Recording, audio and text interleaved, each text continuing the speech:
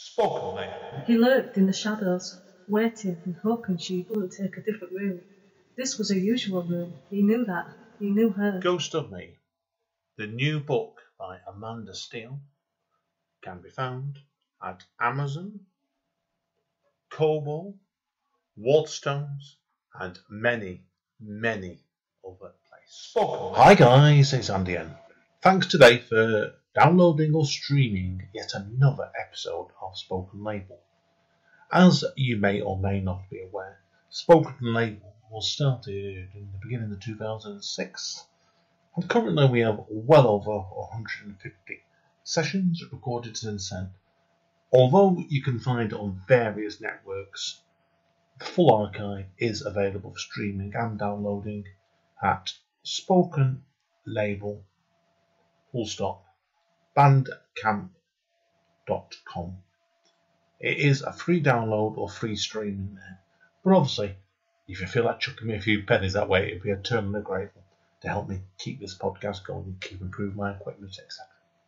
Enjoy. Speak to you soon. Bye bye. Spoken Label. Hi guys, Andy N, Spoken Label, back in the house again, on Zoom again today. And I've got a gentleman on Zoom who I met over at Black Cat Poets and Denton's premiere poetry night a couple of weeks ago.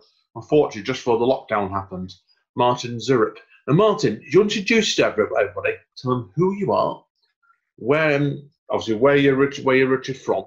I know you weren't born in Manchester, were you? So I'm sure I read somewhere else you moved to Manchester in 1980, I read somewhere.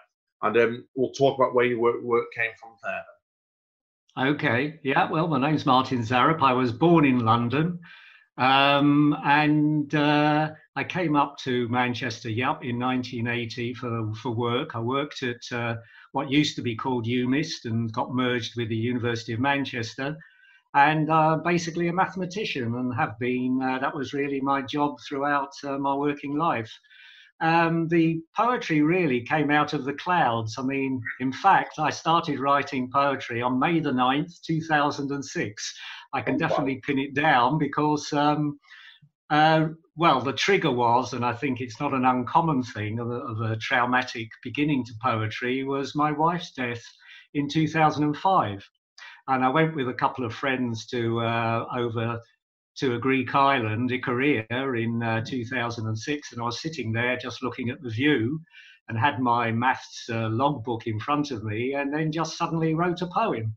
Wow. So it just sort of came out of the blue, really. Wow. Had you never even contemplated writing poetry before that? No, not at all, not at all. I think the thing about it was, and it came to my mind, that I've always loved music, and if I could write music, I'd love to do that. But of course, for music, you need a different language. Whereas with poetry, obviously, you speak English, you sit down, you can write words. And so that was the beginning of it. And I think after that, after May, I think I wrote only about a couple of poems. And then I decided later on in the year to go to some courses and so on. And it really, it was really like having a love affair, really. I mean, obviously it was therapeutic for me, but also being a sort of fairly competitive sort of bloke, I thought, well, if I'm going to do this, I want to try and do it the best that I can. Yeah. So I kept on writing. Kept on writing. That explains why, because obviously I know you did your bio said already, you did an MA, didn't you, in creative writing? Yeah, I finished the MA in 2011. Yeah, and that was obviously, that's what been showing you nature you are as a person, didn't it? So, and then you kept on from there, really. So that's why, because I know you've had obviously 2 pamphlets published so far, 2 full collections. Should we talk about each one in an order then, basically, and you can tell us where each one came from? Because I know your original pamphlet, wasn't it, No Fear of Everything, which were published by Cinnamon Press. Tell people about that pamphlet first of all, and where did that one come from? Well, that was really, I suppose, a mix of poems about my life, which I'd written about. I think when you first start writing, at least for me, I started picking up things from my own childhood and bits of politics that I got involved in the well-known 60s and so on. And and also, of course, some sciencey things. I've always been interested in maths and science, of course, and it was always a bit of a challenge to try and write poems which couldn't be maths lectures or anything like that, because obviously nobody would read that, but to actually relate it to sort of human experience and so on. So I put together a pamphlet of about, I think it was about 25 poems, and put it in for the Cinnamon pamphlet competition, and it was one of the winners in 2014. So it was published in 2015. Yeah, and I was quite pleased with it, really. It's sometimes I look back and think, I wish I could write like that now. Yeah, I know what you mean. You start off with sort of an emotional rush, really, and the trajectory sort of goes, and then after a period of time, you begin to change in some way. A lot of filters come down, I think, as well, because it's like when you first start out writing poetry, you don't know what the rules are, so you just write. Yeah. Later on, you sort of think, oh, I shouldn't be putting that down, or, maybe that's not quite right. And therefore you censor yourself much more. Yeah. Brilliant. I know when I first started writing myself properly about 12, 13 years ago, you're right, it was rushed, wasn't it? And I think you start getting more cautious, don't you? You get to know what you're doing more about. Should I be doing this? And I mean, you slow down naturally, right? I agree with that one straight away. You do. That's why I like reading. That's why I like reading people like Caroline Bird. Very surreal poems, and really you think, wow, it really blows your mind when it pulls you out of your comfort zone, and you really feel you could sit down and write something like that, and it's like flying again. Yeah, completely. No, obviously I know your first full-length collection followed pretty quickly after that, didn't it? Also published by Cinnamon in 2016 with Moving Pictures. Was that collection actually almost wrote by the time the pamphlet was published, or did that follow later on? I think a lot of the poems were already there.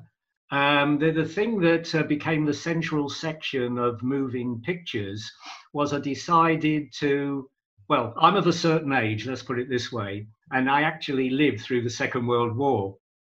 Okay, so in a way, although I was only a child then, if you like, that's sort of in my consciousness. And so I'd written a poem about being in the cinema with my mother in 1945. And in those days, you had the Pathé News come up, nobody had television. And on the news in 1945, in May, you saw on the news the liberation of the Belsen concentration camp and the very famous pictures of the bulldozers bulldozing the bodies into the pits. And my mother reacted in the cinema and pushed me down below the seat. And I think it was probably her action that cemented that image in my mind. And so I wrote a poem about that called Moving Pictures. And that became one poem in a sequence. I decided I was going to write a poem for every month of 1945. So I went through 1945. So that's the central section of the collection Moving Pictures. So it's 3 sections in the collection, but that central section is a sort of pivot, if you like, of the collection. So that was really, Right, that explains why not straight away, isn't it? Fascinating stuff. So like I said, working at your age, I'm not going to ask you for it. I know you're about the same age, but my dad is. My dad lived through the Second World War as well. He did. And he's told me very similar stories what he said about that as well, straight away. So obviously, then after that, I know we had a bit of time spare. You had a couple of years, didn't you? Where you went with your next pamphlet on Making Waves. This is what I want to ask you about particularly as well, because your Making Waves one was published V Press in 2019. Was obviously based talking about the life and science of Albert Einstein. Now, where did you look for that? Or if that's the right word, where did your interest in Albert Einstein come from?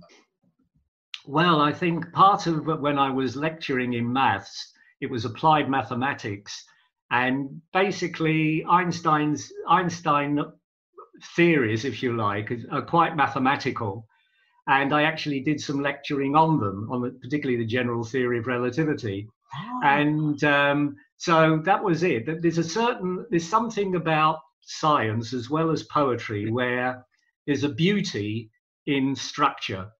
And certainly there's a beauty when you see a theory which says precisely what it wants to say, like a poem, but no more and no less. There's no redundancy in it. So it's that beauty of the sparseness in some way. And of course, also Einstein, I mean, lived through the 20th century, well, the first half of it. And so he was involved in the politics, you know, the rise of Nazism, you know, the Holocaust, everything. He was called upon, because he was a famous physicist, to really make statements about these things. So he's always been one of my heroes, and there's some wonderful biographies of him which I used to get the detail.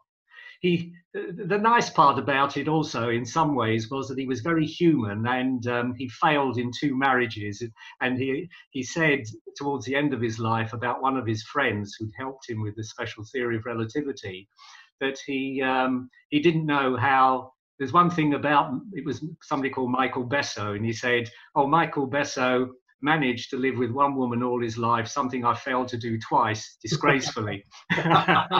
Oh, well, I like your sense of humour. I didn't know that story. Yeah. I do like that. I mean, so basically there was a lot to write about. You could write huge amounts really about his life, and just wonderful science, loads of politics and so on. And so he's always been one of my heroes. Yeah, so that was good. I decided to go with something, a publisher which wasn't Cinnamon, just for a change really, and V Press was very good. And so that was published quite quickly in, when was it, January of last year. Yeah. Obviously, with the lockdown been on now, it's just unfortunately your case, your second full-length collection has just come out. High Window Press in March. Now, how did you find out about High Window Press then? Let me think. High Window Press, I think I'd sent High Window Press some of my poems, which they seemed to like. David Cook is the editor, and he seemed to like them, and he published, I think, 4 of my poems. And so I approached him and said, would you be interested in, this new collection? Is anyone there? And he said, show me it. And basically he said, great, and he, I think this year is doing 2 collections per quarter, and it just happens that mine came right at the beginning of the year. I think it was originally going to be later on, but then somebody pulled out, so I got in very early. So in a way, I was lucky to get it published before the lockdown. Yeah, you were straight away with it. Now, obviously, for people who don't know what the book's about, do you want to tell us all what is Anyone There about? Because I heard a good chunk of it over at Black Cat Poets, and it mesmerised me in a man. I'll be honest with you. Okay. I think it's a mix of 2 things. One, it's a mix of poems which relate to past friends who I've lost, particularly 2 very good friends who both have died the last few years. So it was really partly about that, and partly because I've always been interested in the nature of human consciousness. And the question is really, where does it come from? Can you have things like machines thinking? We're getting towards lots of AI thinking, possibly machines being able to do this and that. Can they ever be creative in the way that human beings are creative? And the other thing, of course, is there life outside of the Earth? Other places. Yeah. The robotics one really hit me interesting, because I'm doing, to be honest with you, wouldn't have known this at the time, but I'm doing a book myself on that similar sort of topic. Yours is better than mine, but like I said, it was it's an interesting topic. And what's your views on both of them? And obviously, is there life out there and about robotics? And I'll be interested to know. Well, I think to the answer to both is probably yes. I mean, in terms of life outside of the Earth, my feeling would be there's certainly bacterial life that they're going to find, because they're finding that water is pretty well everywhere. There's lots of planets going around, lots of stars, which they didn't know about, say, 10 years ago. It's only a question of whether it's going to be anything as well, we call ourselves advanced civilization, whether or not a conscious form of life is going to be out there, I don't know. It's going to be quite rare, I think, but I can't see that it's ruled out. I don't think there's any, shall we say, biblical reason why there should be no life. And and as far as machines thinking are concerned, well, my own feeling would be that if machines get extremely complex, then there will be something which would be akin to them becoming self-aware. That's my feeling. I mean, I can't prove it, but that would be my feeling. Yeah. It could be something that's happened to generations to come, certainly, because you're right. You say you look at the way the advancements have been made in past 20 years, even like that. You can see you can see in 20 years' time. Well, obviously, who knows wherever we'll be in life like that. But there's going to be more major change again with technology, certainly. So we're heading to an interesting time in its development, that's for sure. So, yeah, I agree with you. And I recommend you a lot of that book, particularly for that reason, because I loved your stories about robots and that. And it's really fascinating. Yeah. Now, obviously, I like to ask writers to conclude is what do they have coming up next, like readings-wise. In your case now, it's very, very hard at the moment, isn't it? Because obviously, like the way the country's been in lockdown. But do you have any sort of ideas where you'd like your writing to go next? Then? Do you have a possible another collection in mind? I do have another collection. I think it would still be focused towards the sort of sciencey end of things. It's provisionally called, it came out of the blue, To Boldly Go. Oh, brilliant.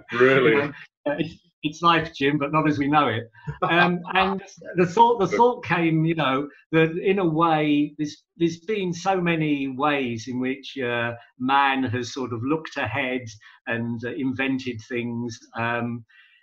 Maybe there'll be a dark side to it in the sense that a lot of things quite often go wrong. Maybe mankind can be a bit too, shall we say, overfull of itself. I think the coronavirus puts us in our place to some extent. It does make you wonder whether that's nature's reaction to try and knock us down. Absolutely. Yeah. Absolutely. I think we've got to look after the planet, otherwise it's going to do us in, frankly, Yeah. There's been a lot. You look at the case at the moment, I'm sure you tend to use it much time as well. There's been lots of cases where nature, hasn't there? Nature's almost like reclaiming certain things. Was that town over in Wales, wasn't it, where the Rams came down to investigate it and took the town over? So it's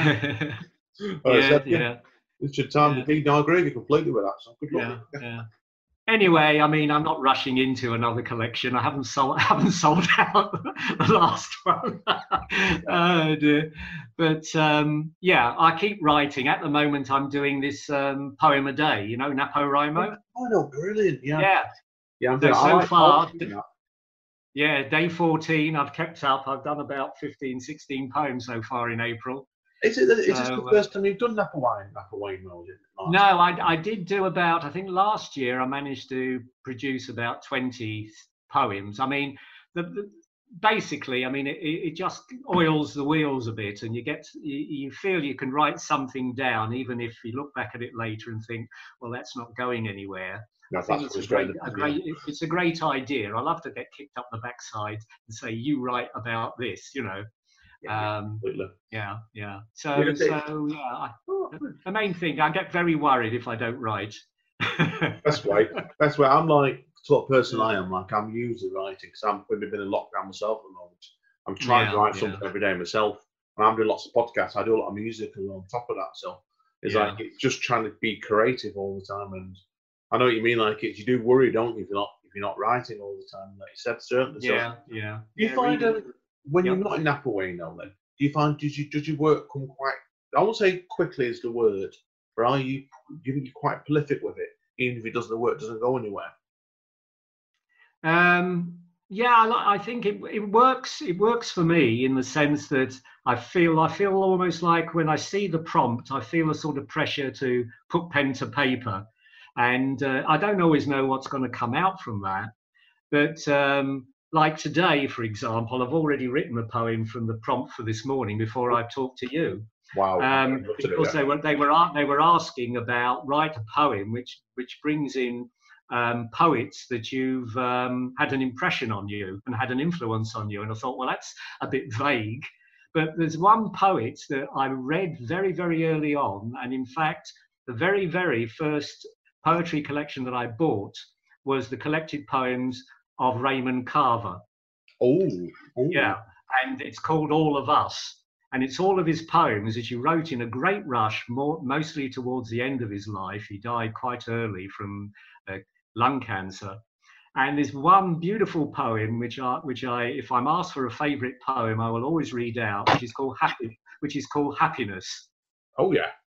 And it's just it's done in very, very plain language, and it's just him sitting in the morning with a cup of coffee, watching two boys walking down the road delivering newspapers. And the two boys are obviously great friends, and they're obviously happy together. And that's really the whole subject of the poem. So I wrote a poem. Remember, I said at the beginning that I started writing on a Greek island due to grief. So my poem, which is following in the form of the Carver poem, is called Grief. And that's what I wrote this morning. Oh, right. You know, I'm more familiar with his short stories, truth be told. Yes, he's well known for short stories. University, really, so that's why I knew his name straight away then. Like, yeah. I take it, obviously, knowing what man you are, you've been familiar with both of them, wouldn't you? So how do his poetry compare then to his short stories, for people that don't know?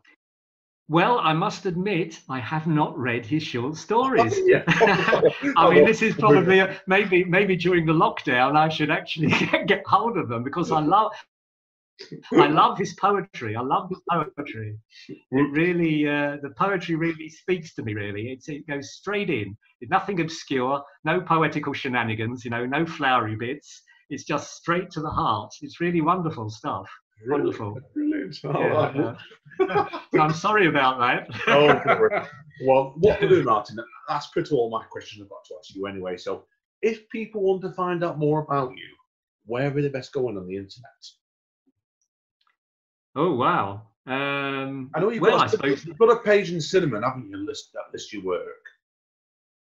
Yes. I mean, I think, I don't have a blog or anything like that. I think if you look up my name on Wikipedia or whatever it is, the books will come up, but they won't say very much about me, really.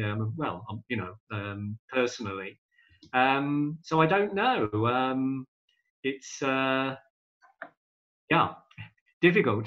What I'll do is when I do a write-up, Martin, on all these podcasts, I'll basically put links up to basically people can track your books down, so I can see them quite easily here. I can't tell you so. Yeah. No problem. That'll be a pleasure. That's fine. Okay. Yeah. That's all my questions anyway. So what we'll do is we'll pause the recording for a moment and give you a chance to get some of your poems ready for us, Martin, if you're okay with that. Okay. Right. Well, thank you again. It's been fascinating conversation. I've enjoyed this today. So hang around, everybody. Martin and me, we're back in a minute.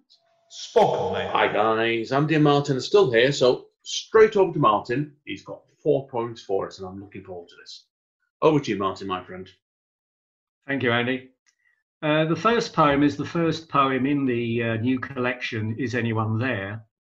It's called Lonelyville, and basically, I suppose it's about my past friends, friends I met at college and friends who I didn't keep contact with. There's a certain amount of nostalgia in it. Anyway, this is Lonelyville. Last night, Elvis returned from the far side of the moon and met me in a small town where he once performed Heartbreak Hotel. I remember hearing it that first student summer in West End coffee bars, rolling old fag ends with my new companions. I wonder if they recall those smoke-filled evenings, rock music blazing, frothy moustaches as we sipped our espressos. We didn't want to leave. Elvis knows all about them, those friends without names. His image blurs as he sings, flickering in the small hours in a silent film of young faces. Brilliant. Brilliant. Okay. Yeah, I remember doing that one on Black Cat Poets. And yeah, I did that one, yeah. Yes, slightly off track. I'll tell you a quick story actually as well. We'll come back to you for in a second. I've just done the podcast with an American gentleman that's probably a few years younger than you. And he's actually just formed a house band playing where he lives, and I forget where it was. Where it turns out the bass player in his band used to play for Elvis's touring band for over 30 years. Oh, right. So that's why I said this. There you go. Yeah, small world indeed. So. Yes, I always remember Heartbreak Hotel. Yeah, I know it's one of my dad's favourite records. Elvis is that one. So, okay. Oh, back to you, Martin. Number 2. Okay. Well, this one's called Zombie. I'm interested in zombies in the sense that, not that I look at a lot of zombie movies, but the idea that you can have somebody who looks like a human who obviously doesn't have a human mind. And I suppose the question is, where do our minds come from? But this one also is got a political tinge, which I think comes out. So this is Zombie. Don't let the legends mislead you. We're keen on personal hygiene. I shower every day, sometimes twice. I can tell you a thing or two about showers. I have eaten the flesh of millions, rejoiced in the tidiness of lists, followed orders from above, an instrument without guilt. Look, I am moving towards you, arms outstretched, goose-stepping in welcome as you step from the train. This is the law. I am not responsible. Each dawn I am reanimated, ready to draw up another list of numbers. So many zeros, I am bloated with them. You call me bureaucrat, desk murderer. But when the order comes, tendons twitch, watery eyes open wide in response. Someone must move. Someone must act. There can be no alternative. How it all began, I can't remember. There was a time when it was easy to tell the living from the undead. After Wannsee, everything changed. Look at my neck, no sign of a bolt, and the stitches have begun to heal. I walk the streets of Buenos Aires, innocent as the day I was created. Brilliant. Yeah. I definitely remember that one because Amanda, my little lady, she writes horror stories, and she's got several novels wrote about zombies. And I remember grabbing my hand tightly on and looking at me, thinking, "Oh yes, brilliant stuff." Like, okay, what's your third one then? Okay, the third one was triggered by an article from, I think it's about 4 years ago, which was that it said the UK's first double hand transplant awoke from a 12-hour operation with 2 new sets of fingers, and had transplanted somebody else's hands onto this chap who'd had the industrial accident. And I thought, wow, this is amazing. I mean, how do you deal with the fact that you're interacting with the world with somebody else's hands? Yeah. Yeah. Which had somebody else's experiences. So this is hands. It's not like wearing leather gloves. This is for real, the weld of tissue, bone to severed stumps. White flesh imbibes the ruddiness of life, then shudders at an alien command. A finger twitches. It displays no loyalty to donor meat, no tear or thought, no dumb relief not to be ash, no memory of goodbye waves, past loves held close. The patient chews his nails, flexes each knuckle as if born to it, admires blotches, childhood scars from scraps he never fought, holds out his hands. Wow, yeah, got that one straight away. I remember that one from Black Cat Poets as well. My memory was getting good. Yeah, I remember. I always when I see poets work, I really enjoy. I do scribble stuff down sometimes. I remember that writing the word. Check out Martin's poem Hands. Yeah, brilliant. Okay, I'm on to the grand conclusion now, aren't we, Martin? Okay, the grand conclusion, which is the last poem in the collection, and it was I read a poem by one of the New York poets, Edward Koch. And he wrote a poem called To My 20s. And I thought, this is an interesting idea. He treated that decade of his life as if he was talking to a person. And I thought, well, that's a great idea. Yeah. So I thought, now, which decade should I choose? And I thought, well, look a little into the future. So this is To My 90s. Brilliant. You'd better get your skates on, or at least your boots, and get out there, old dribbler, before it's too late. I may not meet you in the hills, struggling through Kinder Pete. 13 miles, 15, no problem. Or so I thought as hair thinned and Christmas followed Easter, as if in a time machine that ate old friends for breakfast. You stand patient near the finish line as I pull myself up for the final sprint. Nothing lasts forever, not hips, not brain cells. I need a project. I'll make you my project. Wait for me. Brilliant. Oh yeah, completely. No, knowing the sort of man you are, Martin, you've got a great, my dad's the same reason, the same mentality, where you've got that sort of, I can well imagine you be writing in another 10, 20 years' time, don't you? And still carrying on. I'll be getting a telegram from the Queen. They'll probably know you'll probably write her a poem first of all, won't you, about robots? Well, that would be lovely. That would be lovely. That would be lovely. Yeah. That's one of the things about the lockdown. I feel that time is being wasted, which I can ill afford. Oh, no. You think you always find like kids, and when you get to sort of certain age of some people, you see them where like still powering ahead, and you are. I remember Scott saying this about you when I first saw you that night. I thought, yeah, Scott, they're dead right. Like you were like the way your mind's acting, right? Your mind is active when people are half of a third of your age, basically. And that's something it's brilliant. Yeah. I've really enjoyed it today. So thank you, Andy. Thank you. I've got it in my head to base it, and I'm just been looking online when we were chatting. And I found you for your current book, and I'm going to be ordering that this afternoon. I'll tell you truthfully now. So straight away, no, but I recommend it. It's really a pleasure chatting to you today, Martin. So thank you very much, Andy. Thank you. No problem. Yeah. Brilliant. Yeah. Any publicity is good. Let me put early off, Mike. Thank you again. It's been brilliant today. Really, really enjoyed it. Okay then. Thanks, Andy. Hope to meet you again. Spoken Label. Thanks again for listening to another session of Spoken Label. Our full archive can be found over on Bandcamp at Spoken Label. That's one word. Spoken Label. Full stop. Bandcamp.com. And there is over 150 sessions there. So I'm sure that if you've enjoyed this session, there'll be something else there you can enjoy as well. Take care. Bye bye. Spoken Label.